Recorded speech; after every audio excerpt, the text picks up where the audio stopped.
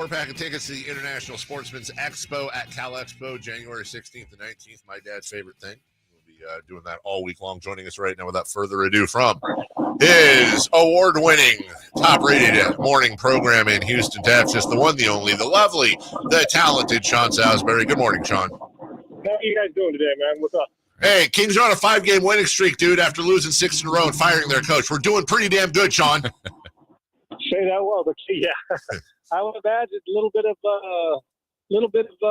toughness running into the new year, but that'll get fixed, and we'll see. This is I know your passion for those Kings, brother, so hopefully it'll get taken care of soon. I hope so. I also got a passion for the 49ers, which we'll put aside and get to in a little bit. I do want to ask you, start off with something Jason and I were talking about yesterday. Josh Allen is the favorite to win the MVP this year.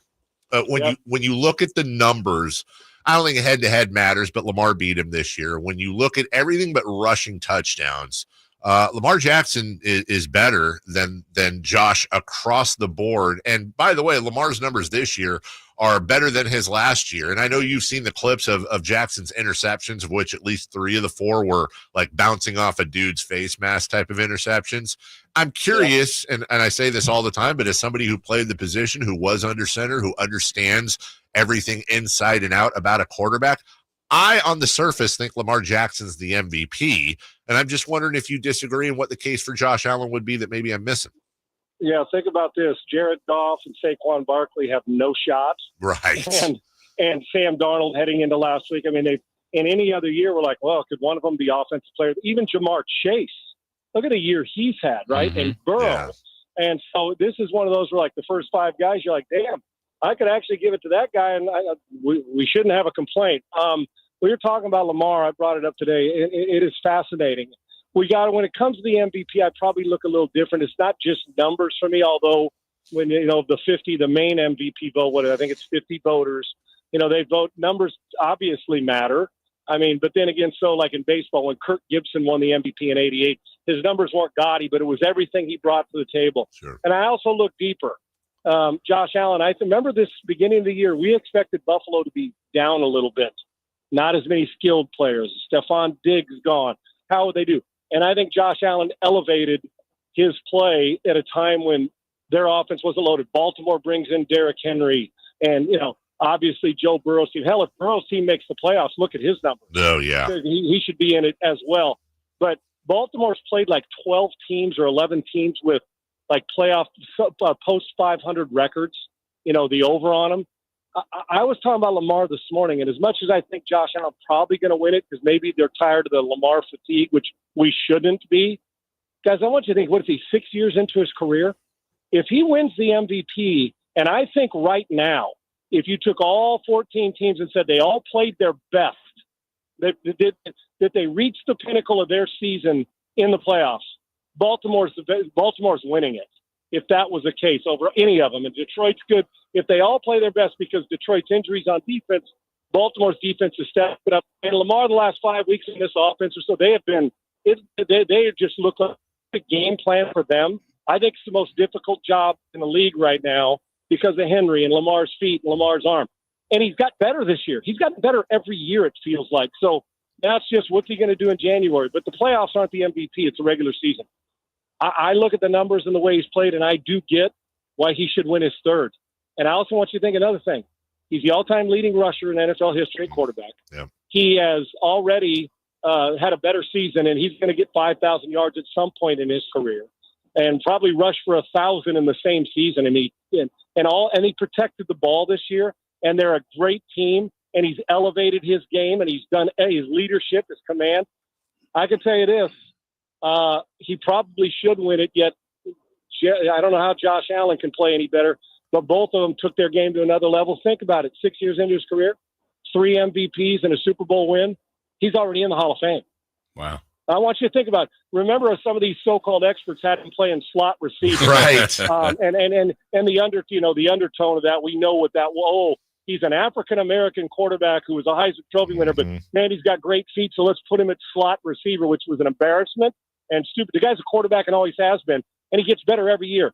And the next time anybody on my show or anywhere I'm on a show says, well, he doesn't make throws from the pocket, I'm going to, first my head's going to explode, and then I'm going to dress him down, and then I'm going to make him watch 15 hours of tape that shows you exactly why he's the most difficult player in football to game plan against. So Allen, Goff, Barkley, Burrow, hell, they've all had great seasons, but you can bookmark it, brother, today. If he wins the MVP and they go on and win a Super Bowl, if they play like they've been playing, they will. That's how good they are. No disrespect to Detroit. Josh Allen's a Hall of Famer. Lamar Jackson's already posted Hall of Fame numbers. Yep. That's how good he is. Sean, there's some really good matchups now that we made it here to the playoffs. Do you have a favorite one? Obviously, you're going to be interested in what's going on there in Houston, but best or favorite matchup you like this weekend? Well, let's go through them real quick while I'm driving. Let's see, Houston and San Diego. I'll give you just a quick hint on the games. I'll give you one. Give me the next game you want. I'll give you one sentence. Sure. Why, and then I'll give you my best. I think it's the Houston and Charger games big. The question is the feet of Herbert. Can they contain it? Because he has got underrated feet. And how is your offensive line going to deal with a very underrated defense? Okay. You said Steelers. I mean, we already know what you think about the Ravens, but they host the Steelers. Now the Steelers are a pain in that. What the last 10 games, the Baltimore Ravens beat them twice. This is their biggest conflict in the league. They seem to play well, the Steelers against them, but this one's going to be different. The Steelers' offense is the worst of the 14 playoff teams right now. I just think you're going to have a short leash in that game offensively, depending on what you do. I actually don't think the game's going to be that close. I like Baltimore in this one, and I think the Ravens shine. And I think the matchup's good because the defenses are physical, but I think this will end up being one-sided. I like Baltimore by more than a touchdown. Broncos at Bills? I love this matchup too, but going across, this intrigues me because I think that Bo Nix and our rookie class of quarterbacks, for the most part, has been pretty damn impressive.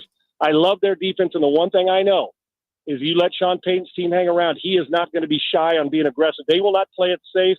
I just think at home, Buffalo's too good. Give me Buffalo in a closer one than people think. Packers at Eagles? I like the Eagles. The Packers, I obviously want to know about Jordan Love's full health and how he goes. Dangerous game for the Eagles if Jordan Love's playing great. I think that both sides of the ball, too many weapons for Philadelphia. I think that this is a Philadelphia win, and Barkley's big in the game. Commanders at Buccaneers? I do like that game, too. This is the one I nobody's going to talk about. Accurate quarterbacks, both had really good seasons. I think that Tampa Bay's ability to kind of hang around makes them dangerous, but I think the rookie gets the win. I like Washington in the game. All right, and the last one was Vikings and Rams.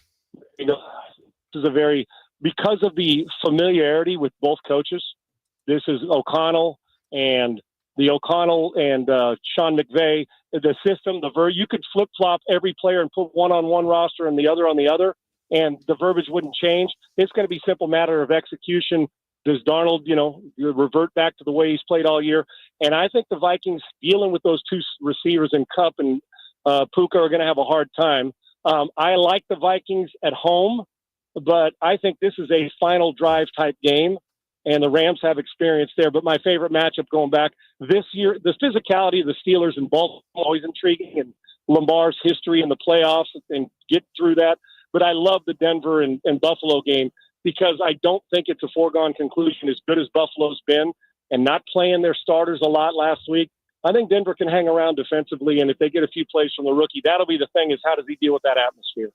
The great Sean Salisbury breaking it all down. I'm so excited to have you, brother, throughout the playoffs and Super Bowl. It's going to be I hope it's going to be a fun postseason. Appreciate you, dude, and we'll talk to you next week. I appreciate you. All right. Thank you. Take care. That's Sean Salisbury. We're late for a break. When we come back to the Kings 5-game streak, Keon Ellis visited with the